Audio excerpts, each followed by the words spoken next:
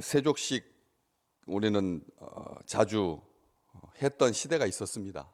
요즘은 그렇게 빈번하게 하지 않지만 이 세족식을 하죠. 특별히 청소년부 수련회, 어린이부 수련회. 어린이부 수련회는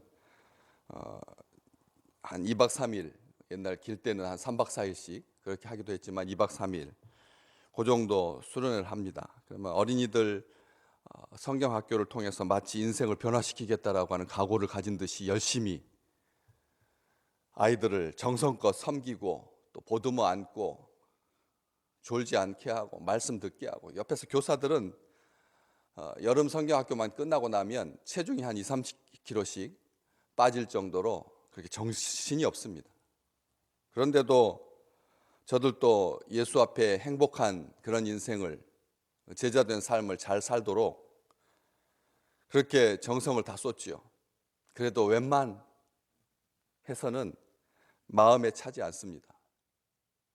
아무리 좋은 음식 주고, 그리고 시설이 아주 완벽하고 최고의 강사를 모신다고 해도 아이들이 우리가 원하는 만큼의 그 수준까지 올라오지 않은 것 같아서 늘 안타깝고, 그러면서 이것을 계속 해야만 되는가라고 하는 그런 의문이 들 때가 있습니다.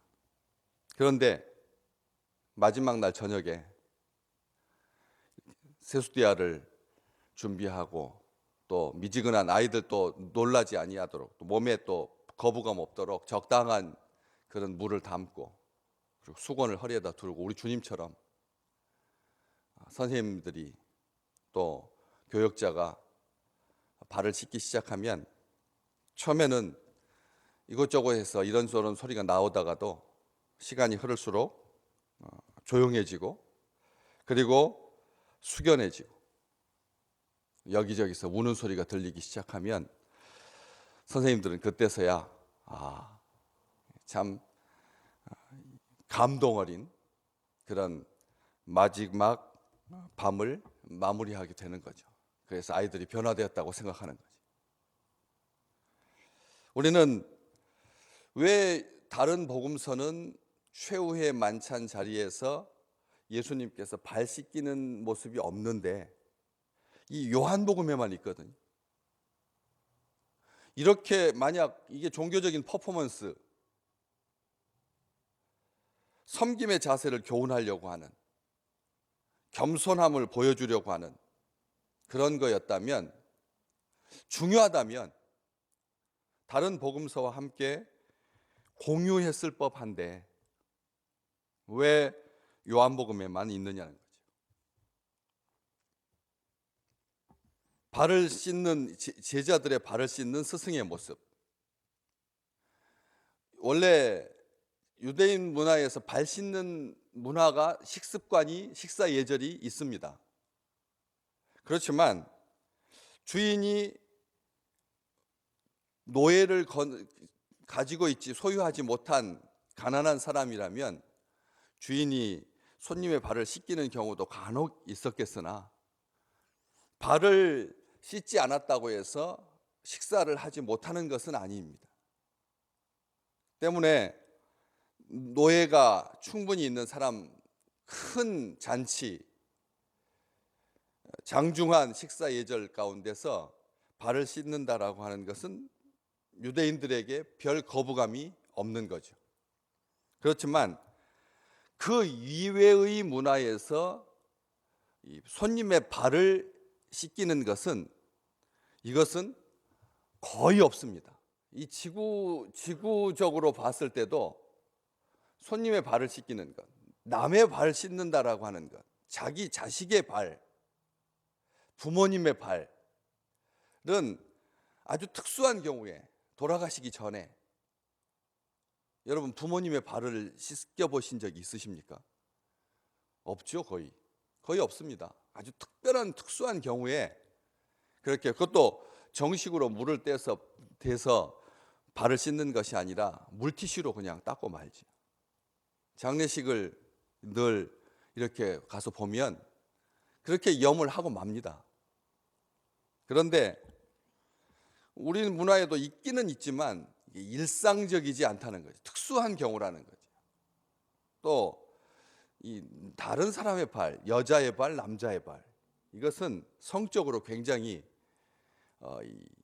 맞닿아 상상력이 이렇게 연결이 되는 그런 것이라서 조심합니다. 남의 아내, 남의 남편, 뭐 이런 다른 사람의 발, 이것은 조심스러운 거죠.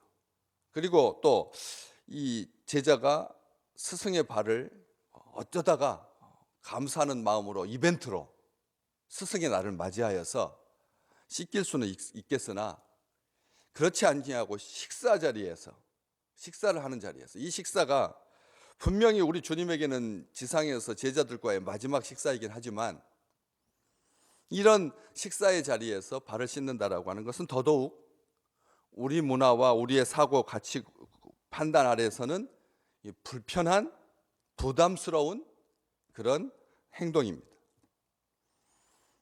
그렇기 때문에 이게 진짜 최후의 만찬 자리에서 주님께서 마음 잡고 제자들의 발을 씻기셨다. 나중에 쭉 보시면 뒤쪽으로 넘어가시면 주님께서 내가 너희에게 행한 것을 너희가 안다. 12절 말씀에 내가 선생이고 또 주라 하니 너희 말이 옳다. 내가 그러하다. 그러면서 내가 주와 또는 선생이 되어서 너희 발을 씻었으니 너희도 서로 발을 씻어주는 것이 옳다. 내가 너희에게 행한 것 같이 너희도 행하게 하려고 본을 보였다. 이런 말씀들로 쭉 이 행동에 대한 주님의 해석인 거죠. 주님께서 왜 이런 행동을 하셨는지를 보여주는, 본을 보여주기 위해서, 그렇다면 본을 보여주기 위해서 제자들의 발을 씻겼다고 하면 교회는 2000년 동안 우리 주님의 본을 따라서 매번이든지 뭐 분기별 한 번이든지 1년에 한 번이든지 정규적으로 이 세족식을 발 씻는 행사를 했어야 합니다. 그런데 교회는 이런 식으로 해석하지 않는 거죠. 단순하게 제자들의 발을 물로 이렇게 씻어주는 것이 그러니까 주님께서 하신 행동을 그대로 따라하는 것, 모방하는 것이 이것의 근본 취지냐는 거죠. 아는 거죠, 우리는. 주와 선생, 지도자가 성도를, 제자를 어떤 식으로 대해야 되는지, 가만히 한번 생각해 보십시오. 제자들에게 있어서는 이런 갑작스러운 사태입니다.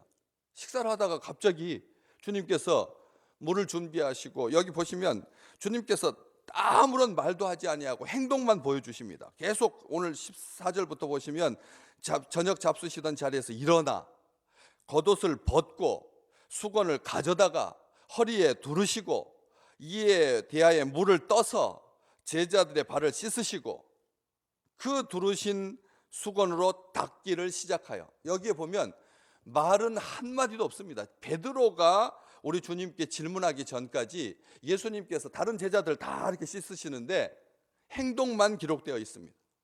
행동만 나와 있습니다. 그런데 제자들의 시각에서 보자면 이런 주님의 행동은 몹시 부담스러운 행동이었다는 거죠. 아니, 우리가 선생님을 씻어드려야지 어떻게 선생님이 제자들을 씻길 수 있습니까? 하늘에서 오신 아버지가 보내신, 하나님께서 보내신 아들이라고 하는 것을 아는데, 이것은 지켜보고는 있지만, 그래서 숙연해지긴 하지만 부담스럽고 갈등을 야기하는, 그러니까 베드로가 안 된다고 하는 겁니다. 다른 제자들은 아무 말도 안 했는데 베드로만 예수님께서 발을 씻으시려고 하니까 안 된다고 하는 거죠. 내 발, 주께서 내 발을 씻으십니까? 하면서 안 된다고 하는 것입니다. 그런데 이 주님의 행동, 말 없이 행동만 보여주는 이런 행동은 우리로 하여금, 이건 노예나 하는 일이고, 사실은 노예들도 남의 발 씻기는 것 자존심 상해하는 일입니다. 아무리 말 못하는, 말을 해서는 안 되는 그런 노예지만, 종이지만 발 씻는 일은 흔쾌한 일이 아닙니다. 다른 일은 그냥 주인이 시켜서 하겠지만, 아니면 자기가 자발적으로 알아서 하겠지만, 남의 발을 씻겨주는 것은 자존심 상하는 일이거든. 그래서 안 하려고 하는 그런 행동인데 주님께서 하십니다. 제자들의 발을 씻기시면서 주님은 어떤 자세를 가지고 제자들의 발을 씻으셨을까요? 여러분이 한번 생각해 보십시오. 부모의 마음 아니겠습니까? 제자들을 사랑하시는, 제자들을 존중하시는. 왜요? 복음을 전하기 위해서 온 세상을 다녀야 할 발이기 때문에. 복음을 전하기 위해서 온 세상을 다녀야 할 발이기 때문에. 작년 순례길을 걸었습니다. 보름 걸었습니다. 보름 걸었습니다. 그런데 이틀째 발에 물집이 잡혀가지고 내내 고생했습니다. 한 보름 중에 한 열흘 정도는 뽀송뽀송한 발로, 깨끗한 발로, 넉넉한 발로, 힘 있는 발로, 상쾌한 발로 다니고, 그리고 내려가는 길에 한 2, 3일 정도 물집이 잡혀서 고생하는 것이 아니라 아예 시작할 때부터 물집이 잡혔습니다. 얼마나 고통스러웠는지 모릅니다. 산을 넘고 물을 건넌다라고 하는 것이 유람하듯이 다니는 길이라면 그냥 하루에 적당하게 한 4km, 5km 걷고 말겠지만, 가야 할 길이라면 2, 30km를 걸어야 되는데, 그 2, 30km 걷는 것은 하루에 7, 8시간을 걷는 건데 보통 수고스러운 일이 아니다. 영혼을 구하기 위해서, 복음을 전하기 위해서 걸어야 하는 그 길, 발집이 잡히고 수고할 길, 얼마나 고통스러운지 모릅니다. 게다가 물집을 바늘로, 이게 실을 아시잖아요. 실을 달아가지고 쭉 뽑아내서 물을 빼고, 그 다음에 소독하고, 씻고 소독하고, 데일벤 반창고 붙이고, 아침마다 계속 반복하는 일. 하루도 빠지지 아니야. 그것을 계속 반복해야 합니다. 바울이 걸었던 이 전도의 여정을 보면 1000km가 넘습니다. 1000km. 3차 전도 여행을 하면서 1000km. 이게 이 키로수로 이 어마어마한 키로수입니다. 1000km라고 하는 말이 지금 말해서 1000km지 어마어마한 그 긴 길입니다. 그 길을 매일 그렇게 해야 되는, 소독하고 닦고, 발이 신경 쓰여서, 다른 것은 신경 쓰이지 않는데 이 발이 신경 쓰이는 거예요. 다른 데는 고장나지 않습니다. 뭐 코가 비틀어지겠습니까? 아니면 얼굴이 타가지고 뭐 선크림을 발라야 하겠습니까? 발이 제일 고생하는 겁니다. 그 고생할 발, 복음을 위해서, 한 사람이라도 더 구원하기 위해서, 예수의 이야기를 전하기 위해서 수고해야 할 그 발을 우리 주님께서 닦아주고 계시는, 주님이 닦아주시는 것입니다. 정성껏 사랑하는 마음으로, 존중하는 마음으로, 소중한 마음으로. 욕먹고 멸시당하던 갈릴리 출신 제자들에게 자신들의 가치와 그 아름다움을 볼 수 있도록, 우리는 너무 작게 느껴질 때가 많습니다. 우리가 너무 연약해 보입니다. 부서질 때가 얼마나 많은지요. 무너져 내릴 것 같은, 별것 아닌 것에도 신경 쓰이고 발끈하고 버럭 화를 내고, 그러다가 후회하고, 그것을 반복하고 실망하고 실족해하는 사탄이거든요. 사탄이 우리의 발을 무너뜨리는 것입니다. 실족하게, 발을 잃어버리게 만든다는 거예요.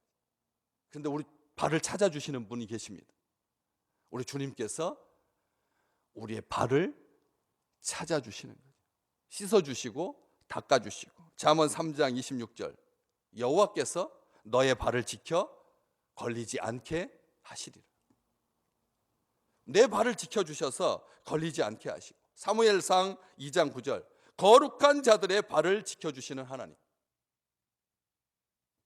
그래서 복음을 향해 달려갈 수 있도록, 삶의 목적을 향하여서 나를 보내신 아버지가 계시고 하나님께서 나를 보내주셨고, 우리가 돌아가야 할 아버지의 품에 이르기 전까지 이 지상에서 우리의 발이 수행해야 할 가장 아름다운 일, 사도 바울은 로마서 10장에서 아름답다, 좋은 소식을 전하는 자들의 발이요, 그리 말했던 것처럼 오늘 또 복음을 위해서 수고하는 하나님의 나라를 살기 위해서 애쓰는 사탄이 실족해 하려고 늘 우는 사자와 같이 넘어뜨리고 잡아뜨리려고 할 때 하나님께서 우리를 사랑하시고 귀하게 여기시고 잠잠히 부르시는 걸음을 붙드시고 새 힘을 주시고